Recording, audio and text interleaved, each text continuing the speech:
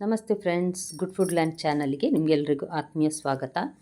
ಇವತ್ತು dry fruits laddu ಮಾಡುವ ಅಂತ ಮನಸ್ಸಾಯಿತು. ಹಾಗೆ ನಿಮಗೆ ಅದನ್ನು ಹೇಗೆ ಮಾಡೋದೆಂದು ತೋರಿಸ್ತಾ ಇದ್ದೇನೆ. ನೀವಿನ್ನೂ ನನ್ನ ಚಾನಲ್ ಗುಡ್ ಫುಡ್ ಲ್ಯಾಂಡನ್ನು ಸಬ್ಸ್ಕ್ರೈಬ್ ಮಾಡಿಲ್ಲ ಅಂದರೆ ದಯವಿಟ್ಟು ಸಬ್ಸ್ಕ್ರೈಬ್ ಮಾಡಿ.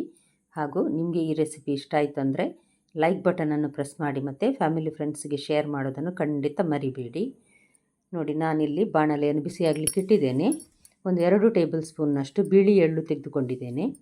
ಇದು ಸ್ವಲ್ಪ ಕ್ರಿಸ್ಪ್ ಆಗುವವರೆಗೆ, ಅಂದರೆ ಗುಂಡು ಗುಂಡಾಗಿ ಪಟಪಟ ಅಂತದೆ ನೋಡಿ ಕಾವಲಿಯಲ್ಲಿ, ಅಷ್ಟರವರೆಗೆ ಚೆನ್ನಾಗಿ ಹುರಿಬೇಕು. ಹುರಿದು ಒಂದು ಪ್ಲೇಟಲ್ಲಿ ನಾನೀಗ ಇದನ್ನು ತೆಗೆದಿಡ್ತೇನೆ. ನೋಡಿ, ಅದೇ ಬಾಣಲಿಗೆ 1 ಟೇಬಲ್ ಸ್ಪೂನ್ ಇದು ಗಸೆ ಉಂಟು ನೋಡಿ, ಅದನ್ನು ಸ್ವಲ್ಪ ಕ್ರಿಸ್ಪ್ ಆಗುವವರೆಗೆ ಫ್ರೈ ಮಾಡಿ. ಕಪ್ಪಾಗಬಾರ್ದು, ಮೆಲ್ಲ ಉರಿಯಲ್ಲಿಯೇ ಎಲ್ಲವನ್ನು ಫ್ರೈ ಮಾಡಬೇಕು ನಾವು. ಈಗ ನಾನು ಇಲ್ಲಿ 1 ಟೀ ಸ್ಪೂನ್ನಷ್ಟು ತುಪ್ಪ ಹಾಕ್ತಾ ಇದ್ದೇನೆ. ತುಪ್ಪದಲ್ಲಿ ಫ್ರೈ ಮಾಡಿದರೆ ಡ್ರೈ ಫ್ರೂಟ್ಸು ಒಳ್ಳೆ ಕ್ರಿಸ್ಪಾಗಿರ್ತದೆ, ತುಪ್ಪದ ಪರಿಮಳ ಕೂಡ ಇರ್ತದೆ. ಇದಕ್ಕೆ ನಾನು 1 ಕಪ್ಪಿನಷ್ಟು ಸಣ್ಣಗೆ ಕಟ್ ಮಾಡಿದ ಗೇರು ಬೀಜ, ಕ್ಯಾಶು, ಮತ್ತು ಇದು ನೋಡಿ ಕುಕುಂಬರ್ ಬೀಜ, ಅಂದರೆ ಕುಂಬಳಕಾಯಿ ಬೀಜ ಬರ್ತದೆ ನೋಡಿ, ಅದನ್ನು ಸಹ ಹಾಕಿದೆ. ನಿಮ್ಮ ಹತ್ರ ಯಾವ ಡ್ರೈ ಫ್ರೂಟ್ಸ್ ಇದೆ ಅದನ್ನು ನೀವು ಹಾಕ್ಕೊಳ್ಬಹುದು. ಮತ್ತು 1 ಕಪ್ಪಿನಷ್ಟು ಬಾದಾಮಿಯನ್ನು ಸಹ ಸಣ್ಣಗೆ ಕಟ್ ಮಾಡಿ ನಾನಿಲ್ಲಿ ಇದಕ್ಕೆ ಹಾಕಿದ್ದೇನೆ. ಇದು 3 ಸಹ ನಾನೀಗ ಕ್ರಿಸ್ಪ್ ಆಗುವವರೆಗೆ ಮೆಲ್ಲ ಉರಿಯಲ್ಲಿಯೇ ಫ್ರೈ ಮಾಡ್ತೇನೆ. ತುಪ್ಪದಲ್ಲಿ ಒಳ್ಳೆ ಕ್ರಿಸ್ಪಾಗಿದೆ. ಈಗ ಇದನ್ನು ಒಂದು ಪ್ಲೇಟಿಗೆ ನಾನು ತೆಗಿತಾ ಇದ್ದೇನೆ. ನೋಡಿ, ಒಳ್ಳೆ ಕ್ರಿಸ್ಪಾಗಿದೆ ಇದು. ಕಾವಲಿಯಲ್ಲಿ ನಾವು ಚಮಚದಲ್ಲಿ ತಿರುಗಿಸುವಾಗಲೇ ಗೊತ್ತಾಗ್ತದೆ, ಕಾವಲಿಯಲ್ಲಿ ಸದ್ದು ಬರ್ತದೆ.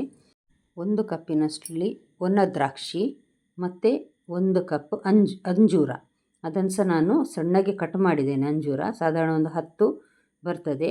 ಇದಕ್ಕೆ ಸಹ ಅಷ್ಟೇ 1 ಟೀ ಸ್ಪೂನ್ನಷ್ಟು ತುಪ್ಪ ಹಾಕಿ ಇದನ್ನು ಚೆನ್ನಾಗಿ ಹುರಿತಾ ಇದ್ದೇನೆ. ದ್ರಾಕ್ಷಿ ಗುಂಡು ಗುಂಡಗಾಗ್ತದೆ ನೋಡಿ, ಅಲ್ಲಿವರೆಗೆ ನಾವು ಇದನ್ನು ಫ್ರೈ ಮಾಡಬೇಕು. ಮೆಲ್ಲ ಉರಿಯಲ್ಲಿಯೇ ಫ್ರೈ ಮಾಡಬೇಕು. ಚೆನ್ನಾಗಿ ಫ್ರೈ ಆದರೆ ತಿನ್ನುವಾಗ ಕ್ರಿಸ್ಪಾಗಿದ್ದು ಒಳ್ಳೆಯದಾಗ್ತದೆ ಇದು. ಈ ಡ್ರೈ ಫ್ರೂಟ್ಸ್ ಅಂತೂ ತುಂಬ ರುಚಿಯಾಗಿ ಬಂದಿದೆ. ಖಂಡಿತ ನಿಮ್ಮ ಮನೆಯಲ್ಲಿ ಸೊಮ್ಮೆ ಟ್ರೈ ಮಾಡಿ ಫ್ರೆಂಡ್ಸ್. ಈಗ ಪುನಃ 1 ಟೀ ಸ್ಪೂನ್ನಷ್ಟು ನಾನಿಲ್ಲಿ ತುಪ್ಪ ಹಾಕ್ತೇನೆ. ಮಕ್ಕಳಿಗಾಗಿ ಮಾಡೋದಾದರೆ ಎಷ್ಟು ತುಪ್ಪ ಸಹ ಹಾಕಿ ಮಾಡಿ ಕೊಡಬಹುದು. ತುಪ್ಪ ಹಾಕದೆ ಸಹ ಮಾಡ್ಬೋದು, ಆದರೆ ಕ್ರಿಸ್ಪಾಗಿರ್ತದೆ ಮತ್ತು ಟೇಸ್ಟ್ ಎಕ್ಸ್ಟ್ರಾ ಇರ್ತದೆ ತುಪ್ಪದ ಪರಿಮಳದೊಂದಿಗೆ. ಅದಕ್ಕೋಸ್ಕರ ಇದರಲ್ಲೊಂದು 15 ಖರ್ಜೂರ ನೋಡಿ, ಬೀಜ ಎಲ್ಲ ತೆಗೆದು ಇದನ್ನು ನಾನೀಗ ಈ ಕಾವಲಿಯಲ್ಲಿ ಬಿಸಿ ಮಾಡ್ತಾ ಇದ್ದೇನೆ.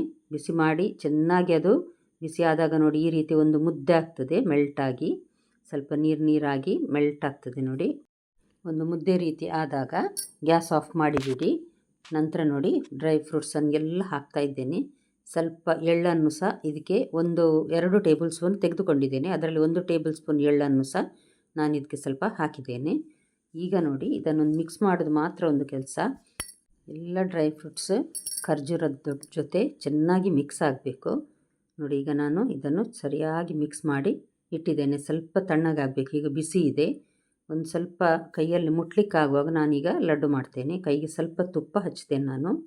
ತುಪ್ಪ ಹಚ್ಚಿ ಒಂದು ಸಲ ಇದನ್ನು ಕೈಯಲ್ಲಿ ನೋಡಿ ಈ ರೀತಿ ಮಿಕ್ಸ್ ಮಾಡುವ. ನಂತರ ಒಂದೊಂದೇ ಲಡ್ಡು ಅಥವಾ ಬರ್ಫಿ ನಾನಿಲ್ಲಿ ಲಡ್ಡು ಮಾಡಿದ್ದೇನೆ.